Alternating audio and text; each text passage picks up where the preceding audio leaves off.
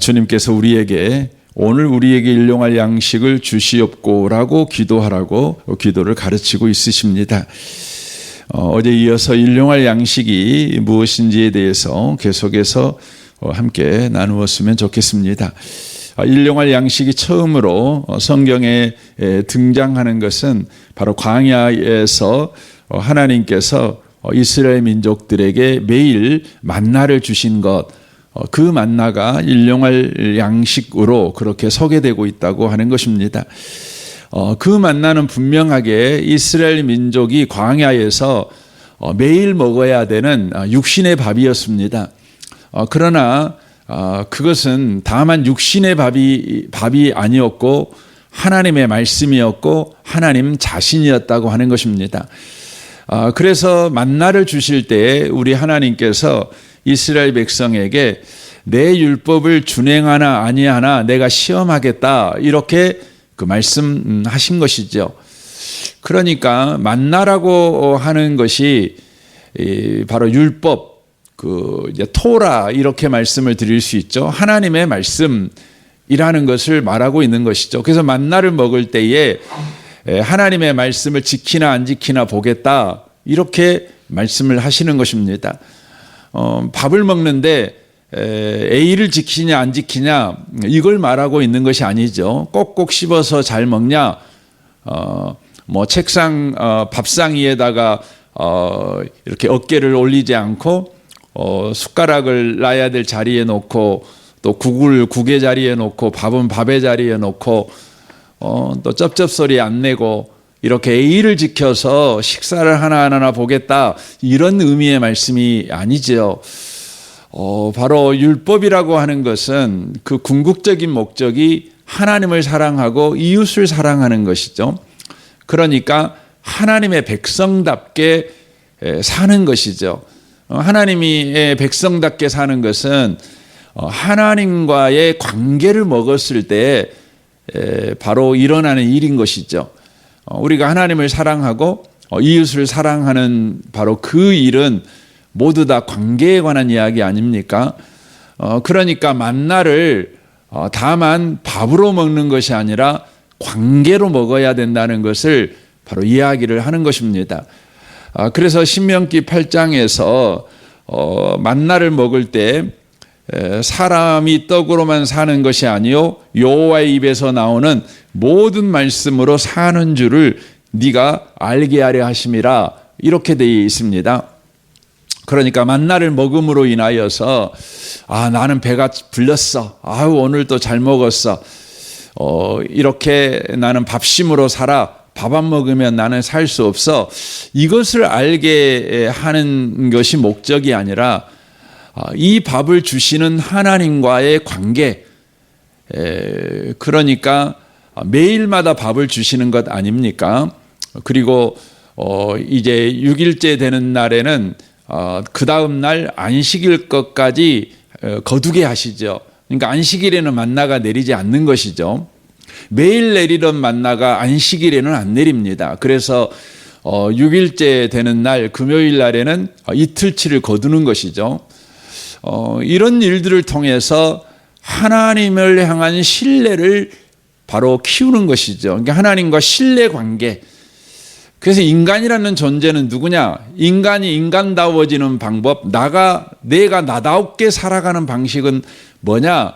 그러면 인간이라는 존재는 하나님과의 신뢰의 관계를 바로 먹고 사는 존재다. 바로 그것을 알게 하시는 것이 만나를 바로 주신 목적이라고 하는 것이죠.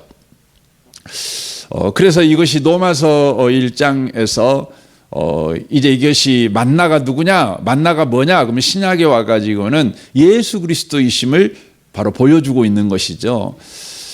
만나가 실제 뭐냐, 그것을 바로 예수 그리스도이심을 바로 보여주는 것입니다. 그래서 복음, 예수 그리스도는 하나님의 의가 나타나서 믿음으로 믿음에 이르게 하나니 기록된 바 오직 의인은 믿음으로 말미암아 산다, 이렇게 돼 있는데, 이 말씀을 그 온문에 가깝게 제가 의역해서 말씀을 드리면 이렇게 되는 겁니다. 예수님은 바로 하나님이 인간에 대하여 신실하심을 보여주시는 것이므로 그 신실하심, 하나님께서 인간에 대한 신실하심을 경험한 자들마다 하나님에 대하여 신실하게 하려 하심이라, 이렇게 되어 있는 겁니다. 그러니까 하나님이 우리에게 신실해 주셨어요. 그것이 바로 예수 그리스도를 통해서 분명하게 드러나는 것이죠. 그 하나님의 신실을 먹은 사람들마다 하나님에 대하여 신실해져요. 그래서 인생을 하나님에 대하여 신실하게 살아가는 것입니다.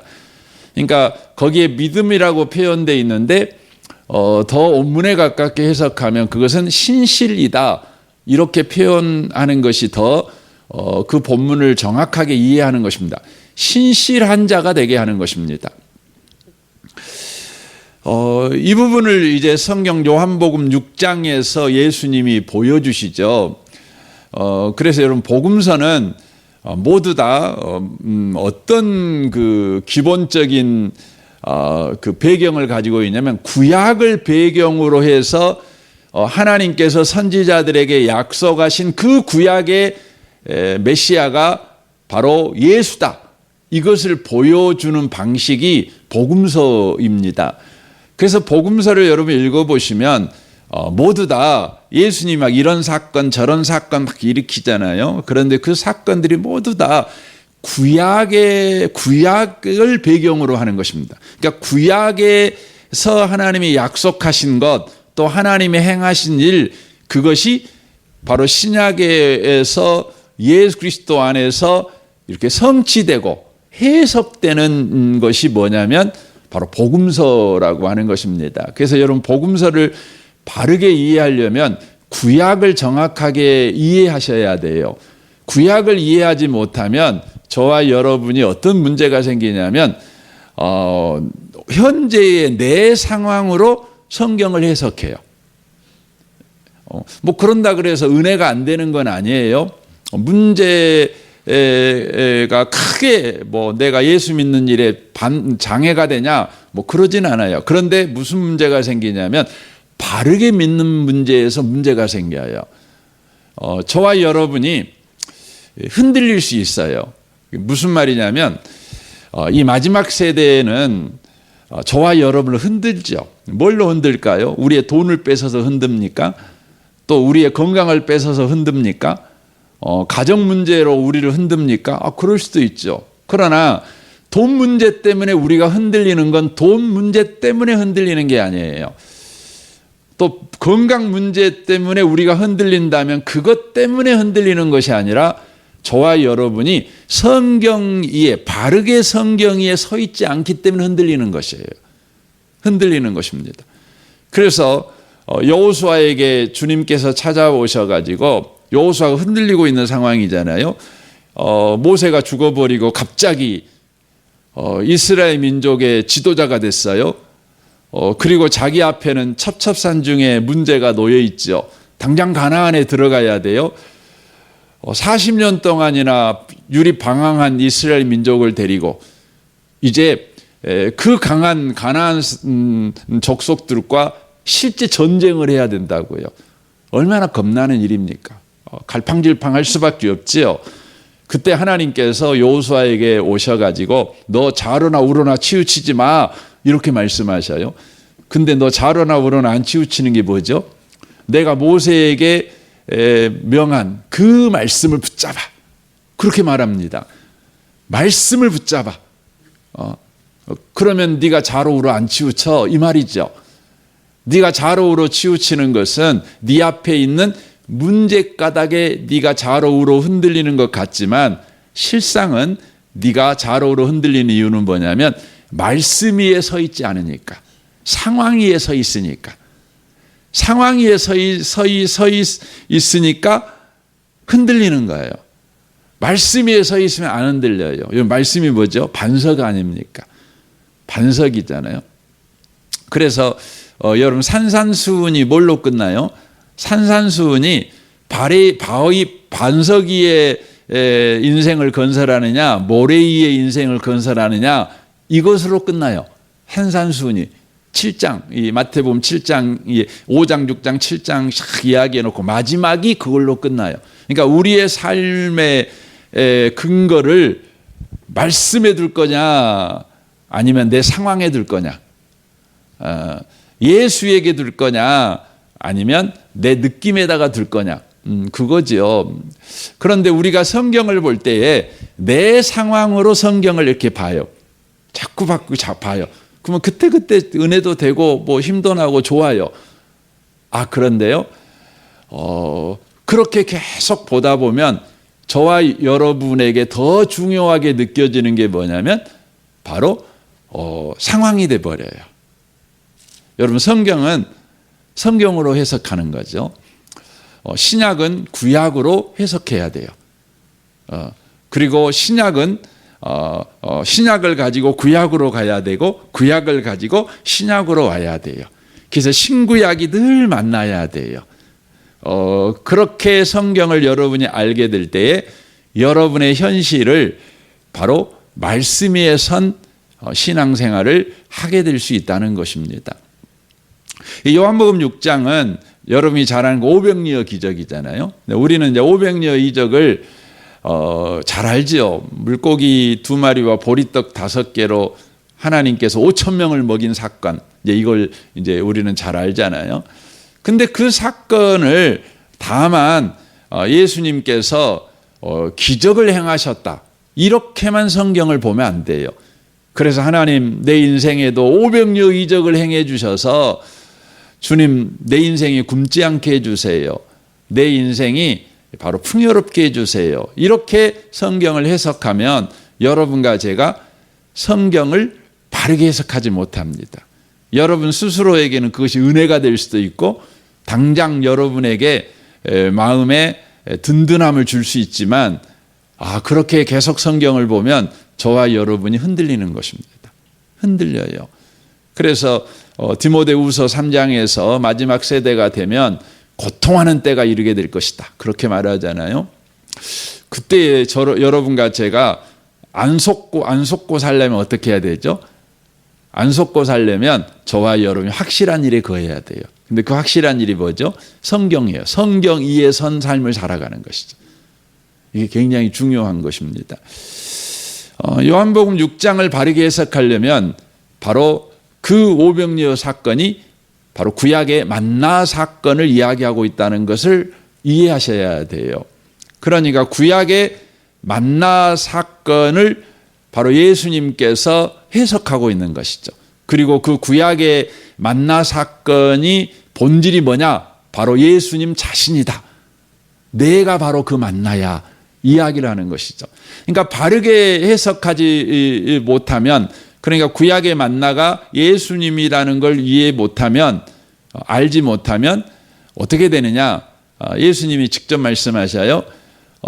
이스라엘 민족들은 광야에서 만나를 먹었지만 그 만나 먹고 다 죽었다, 이렇게 돼요. 만나를 먹었는데 만나 먹고 다 죽은 거예요. 다만 안 죽은 사람이 있었어요. 누구죠? 여호수아와 갈렙이에요. 여호수아와 갈렙은 왜 안 죽었어요? 여호수아와 갈렙이 이 두 점탕꾼으로서 10점탕꾼과 다른 이야기를 하잖아요. 그리고 나중에 갈렙이라는 사람은 나이가 85세가 됐을 때에 그가 유다 지파의 수장으로서 저 산지를 내게 주십시오 라고 말할 때에 그 근거로 말하는 그 고백을 들어보면 그가 광야 생활할 때 계속 만나를 먹었는데 실제 그가 뭘 먹었는지를 알 수가 있어요. 여호수아도 마찬가지죠. 그러니까 여호수아와 갈렙은 만나를 맨날 먹었는데 다른 사람들은 배를 채우는 만나를 먹었어요. 밥으로 만나를 먹었죠. 그러나 여호수아와 갈렙은 뭘 먹었냐면 하나님의 말씀, 하나님을 먹었어요. 계속. 그러니까 다른 사람들은 모두 다 상황을 이야기하죠. 환경을 이야기하죠. 자신들의 입장을 이야기하잖아요. 그러나 여호수아와 갈렙은 누구를 말하죠? 하나님을 이야기해요. 하나님의 약속을 이야기를 해요. 이게 다른 거죠. 예수님은 요한복음 6장에서 바로 만나라고 하는 것이 바로 자기 자신이다. 예수님이다. 그걸 이야기합니다. 그래서 오병이어를 통해 그걸 이야기하는 거죠. 오병이어는 바로 이 구약에 내렸던 만나와 똑같은 건데 거기에 있었던 군중들은 광야에 있었던 이스라엘 민족처럼 오병이어 사건을 뭘로 본 거죠? 밥으로 본 거예요. 고기와 똑같잖아요. 고기와 밥 주셨던 것처럼 광야에서 하나님은 고기와 만나를 이스라엘 민족에게 주죠. 이와 같이 예수님은 빈들에서 바로 고기와 떡을 주죠. 근데 그 빈들에 있었던 군중들도 이스라엘 민족과 똑같이 뭘 말하죠? 밥 주라고. 예수님 찾아내 더 밥 주세요. 그렇게 요구를 하죠. 그때 예수님께서 진짜를 말씀하잖아요. 뭘 말하는 겁니까? 내가 하늘에서 내려온 산떡이다. 나 먹어라. 이렇게 이야기를 하는 것입니다. 이 아침에 오신 복 있는 성도 여러분, 예수를 믿는다는 것은요, 예수가 주시는 밥을 먹는 게 아니고 예수를 먹는 거예요. 그러니까 예수님은 우리에게 밥 주시는 분이시죠. 물론 밥 줍니다. 그러나 예수님이 밥을 주시는 이유는 궁극적인 목적이 뭐냐면 바로 예수님이 밥이다. 그걸 가르치기 위해서예요. 그래서 저와 여러분은 예수님 먹어야 되는 것이에요. 그러나 우리의 신앙 형태를 보시면 예수님이 주시는 밥만 구해요. 그래서 우리의 기도 내용을 보면 늘 밥만 구하죠. 저와 여러분이 언제 신앙적으로 낙심합니까? 밥을 구했는데 밥 안 줘요. 그러니까 낙심해요. 예수님은 내가 밥을 구했는데 밥 안 줘. 나 배고파 죽겠는데. 그러는 거죠. 그래서 너무 많은 사람들이 실망해가지고 예수님을 떠납니다. 요한복음 6장에도 밥 주라고 예수님한테 말했더니 밥 안 줘요.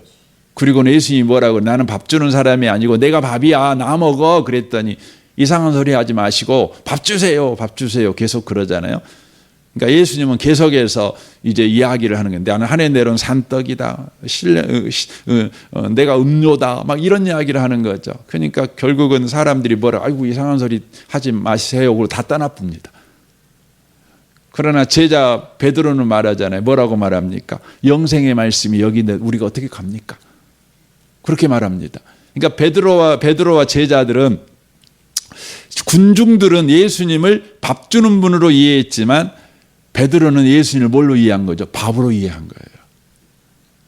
이 사람이 제자예요.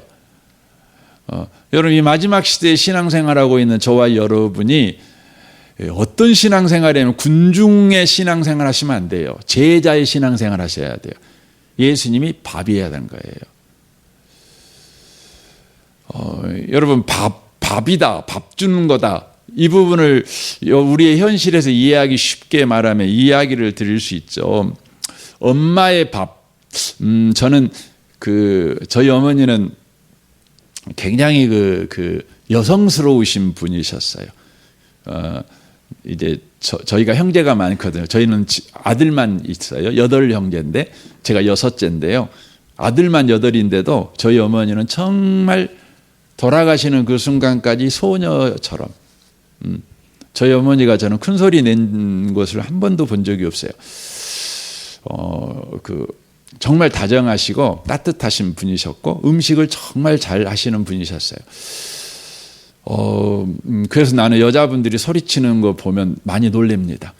큰 소리 낸 거 보면, 저는 그 어머니를 보면서 여자의 환상을, 저희 집에는 유일하게 엄마가 여자였기 때문에 단 여자는 다 그런 줄 알았어요. 근데 여자들이 목소리가 엄청 크더라고요. 그래서 왜 여자들이 목소리가 클까 그런 생각을 할 때, 아들을 8 안 낳아서 그러나 보다, 아들을 요즘 1명 낳고 2명 낳고 그래서 그런가 보다, 요즘 그런 생각을 합니다. 한 8 낳아야 조용해지나 봐요. 뭐 농담반 진담반입니다. 예, 어쨌든. 근데 어머니가 밥을 이렇게 참 잘해 주셔서 뭐 고를 데가 없었죠. 저는 특별히 그 어머니가, 뭐 다른 형제도 그랬겠지만 제 어렸을 때 기억이 그래요. 저는 사실은 식은 밥을 먹어본 적이 없어요. 예. 저는 결혼해 갖고 식은 밥도 먹는가 보나 이렇게 알았어요. 예. 저희 어머니는 항상 따뜻한 밥을 해주셨어요. 그래서 저 밥 잘 먹고 컸어요. 그래서 키가 이만큼 컸는가도 모르겠는데요. 근데 저희 어머니가 이제 돌아가셨죠. 벌써 돌아가신 지가 이제 20년이 이제 훌쩍 이제 30년 가까이 됩니다. 돌아가셨어요. 빨리 돌아가셨죠. 근데 저는 어머니가 저한테 밥 먹인 줄 알았어요. 근데 어머니가 돌아가신 이후에 특별히 명절 때만 되면 그렇게 힘들었어요. 예. 뭐 지금은 좀 덜하지만 지금도 좀 힘들어요. 엄마가 해준 밥을 먹고 싶어요. 그런 생각이 종종 들어요. 엄마가 해준 밥 먹으면 정말 좋겠다. 예. 왜 그럴까요? 여러분 잘 아시잖아요. 엄마가 해준 밥은요, 내 배를 채우는 밥이 아니었어요. 내가 어머니 살아계셨을 때는 내 배를 채우는 밥인 줄 알았어요. 근데 어머니 돌아가시고 제가 철이 드니까 제가 알게 됐어요. 엄마가 해주는 밥은 엄마의 사랑이었구나. 엄마의 열심이었구나. 엄마의 헌신이었구나. 엄마의 수고였구나. 엄마의 눈물이었고, 그랬구나.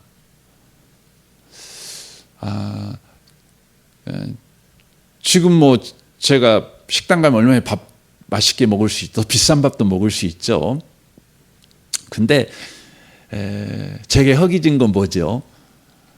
배가 허기진 게 아니라 사랑이 고픈 거죠. 그렇죠? 누군가가 나를 여전히 기다려주는 그게 고픈 거죠. 여전히 위로해주고 안아주고 그게 고픈 거죠. 그러니까 엄마의 밥에는 그게 다 들어있는 거죠. 뭐냐면 엄마의 밥을 통해서 저는 저를 알게 됐어요. 나는 사랑받는 사람이라는 거죠. 나는 실수해도 다시 일어나서 또 도전해도 되는 사람이라는 거죠. 저는 잘못해도 엄마한테 가면 다시 의인이 되는 사람이라는 것을 엄마의 밥을 통해 알아요. 제가 잘못해갖고 또 시험 잘못 봐 코 빠져갖고 오면 엄마는 밥을 해주면서 늘 그러는 거 아닙니까? 다시 하면 되지 뭐. 그럽니다. 엄마는 저를 한 번도 죄인으로 대접한 적이 없죠. 늘 의인처럼 그렇게 대해줬죠. 그것이 뭐냐면 밥 먹여주는 거죠. 너는 밥 먹을 자격이 없어. 제가 잘못하고 왔을 때 그렇게 밥상을 치워버리고 너 밥 먹지 마. 너 3일간 금식 뭐 이렇게 한 적이 없어요. 항상 최선을 다해 밥을 해주셨어요. 그러니까 그 엄마의 밥을 통해서 저는 내 마음이 채워졌을 뿐만 아니라 더 놀라운 것은 바로 내가 누구인지를 안 거예요. 그래서 여러분 예수를 먹는다는 게 뭐예요? 여러분 예수 먹는다 그러면 굉장히 추상적이잖아요.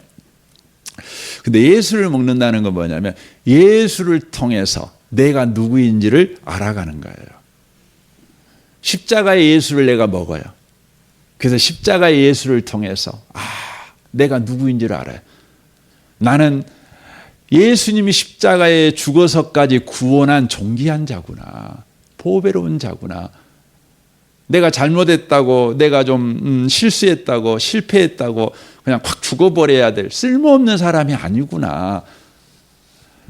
나라는 존재는 이렇게 존귀한 자구나. 또 도전해도 되는 자고 귀한 자구나. 이걸 아는 게 뭐냐면 예수 먹는 거예요. 근데 우리는 예수를 먹는다고 하죠. 예수를 믿는다고 하죠. 성경에서는 이제 예수님께서 먹는 게 뭐냐 그러면 믿는 거다. 이렇게 이제 예수님은 이렇게 표현을 하셔요. 요한복음 6장을 한번 읽어보세요. 그러면 먹는 것과 믿는 것을 병행해서 쓰셔요. 예수님이. 믿는 거죠. 근데 우리는 믿는다 하는 것을 믿으면서 우리는 뭐 하죠? 믿습니다. 이렇게만 하지 나의 정체성, 나의 존귀함을 내가 아멘 하고 받아들이지는 않아요. 그러니까 이런 거잖아요. 나는 믿습니다. 그러면 이런 거죠. 여러분 돈이 없어요. 근데 기도할 때 주님이 나에게 돈 주실 줄 믿습니다. 그러는 거죠. 그래서 여러분에게 돈이 이렇게 주어진다고 믿는 믿음을 인다고 할 때 믿음을 써요. 그러나 성경이 요구하는 건 뭐냐면 주님 앞에 갖고 내가 돈 없어요. 돈 없어도 나는 존귀한 자이라는 걸 내가 예수님을 통해서 믿습니다. 이게 이제 우리가 예수님 먹은 사람이 하는 기도입니다.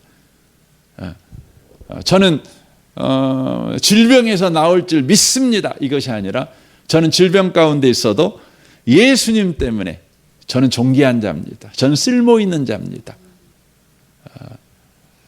저는 괜찮은 사람입니다. 저는 영향력 있는 사람입니다. 저는 기쁨을 줄 수 있는 사람이고 저는 사람들한테 희망을 줄 수 있는 사람입니다. 우리는 병 걸리면 우리가 쓸모없는 사람이라고 생각하거든요. 우리는 다른 사람들한테 선한 영향력을 끼칠 수 없다고 생각하거든요. 우리 늘 그럽니다. 그래서 예수님을 우리는 밥 주는 분으로, 병을 치료해 주는 분으로만 생각하지 예수님을 먹지는 않아요. 밥으로. 저는 오늘 하루를 여러분 살아갈 때요, 예수님 안에 있는 여러분이 얼마나 존귀하고 보배로운지를 알아가는 한 날을 살아가셨으면 좋겠습니다. 이것이 뭐냐면 밥 먹으면 그래요. 여러분이, 저는 우리 어머니들한테요, 꼭 자녀들한테 밥 해주라고 저는 말해주고 싶습니다. 밥을 꼭 해주세요. 밥 사주려고 하지 마시고 밥을 해주세요. 여러분이 언젠가 떠나고 여러분 자녀가 남겠죠. 그러나 여러분이 해준 밥, 그 밥을 먹은 아이들은요, 밥을 기억하는 것이 아니라 여러분의 사랑을 기억할 겁니다. 저희 형 이야기 잠깐 하고 마치겠습니다. 저희 형이, 제가 전에도 이야기 드렸지만, 저희 형이 육군사관학교 졸업하고 이제 초급장교로 전방에 갔어요. 근데 너무 힘들고 어려웠대요. 그 부하들도 그렇고 모든 또 상위에 두고 또 근무하는 근무지도 너무 힘들고, 얼마나 힘들던지 그냥 죽어버리려고 이제 지휘관이니까 총이 있지 않겠어요? 그래서 총으로 자살해 버리려고 생각을 하셨대요. 너무 힘드니까. 오직 힘들면 그렇겠냐? 저는 다 이해는 못 하겠는데, 죽겠다는 사람들이 오직 힘들면 죽겠다 그러겠어요. 근데 그때 형을 살린 건 뭐였냐면, 죽으려고 하는데 갑자기 이런 생각이 들었대요. 엄마가 해준 밥 한 끼 먹고 죽어야겠다, 이 생각이 들었대요. 밥 한 끼 먹고 죽어야겠다. 그래갖고 지금 70이 넘었는데 살아계셔요. 지금까지 살아있어요. 정말 신앙생활 잘하시는 분이거든요. 저희 형들 중에서 제가 저희 형이 매주 제 설교를 들어, 서울 영락교회 다니는데 이렇게 은혜 받았다고 피드백도 해주시고, 삶을 살아오면서 얼마나 힘든 것이 많았겠어요. 그래도 이렇게 예수 안에서 그렇게 든든하게 살아가셔요. 나 참 귀하다. 여러분 꼭 밥 주세요. 예. 함께 기도하겠습니다.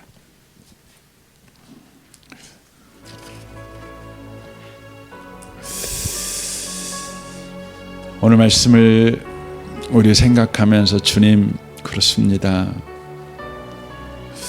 예수님은 밥이십니다. 밥이신 예수님을 늘 먹고, 예수님이 나를 얼마나 사랑하는지, 얼마나 나를 위해서 수고하고 피땀을 흘리셨는지,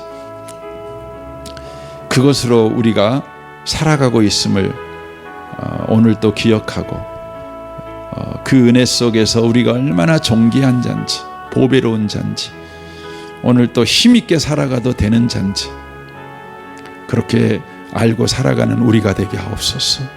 여러분 자신과 또 여러분의 가정생활과 직장생활과 모든 관계를 위해서 또 특별히 교회 생활을 위해서 여러분 기도하십시오. 우리 아동부 아이들과 윤상혜 전사님과 또 우리 교사 순장들을 위해서 미래세대 겨울 캠프를 위해서 성찬마을과 오늘 수요일인데 수요 예배를 위해서 여러분 기도하십시오. 이 나라 이 민족과 북한과 열방을 위해 선교사님들을 위해서 또 기도하십시오. 우리 조신 주님께 통성으로 구하겠습니다. 기도하겠습니다.